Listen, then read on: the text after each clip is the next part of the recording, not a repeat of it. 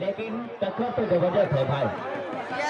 हाँ भैया जीत हो अलग बात है, लेकिन टक्कर देखिए दोनों का।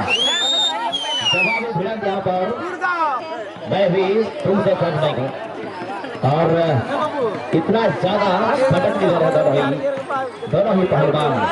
एक को उठा दिया, फिर इसको उठा दिया, फिर उसको उठा दिया, और अभी भी बराबरी यहाँ पर चल रहा है। उल्टा देने का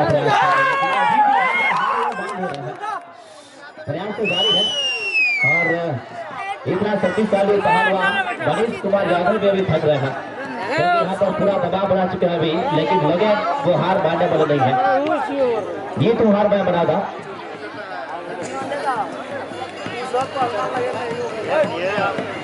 हार जीत हो मैं बना था, जहाँ लिखा गिरते हैं।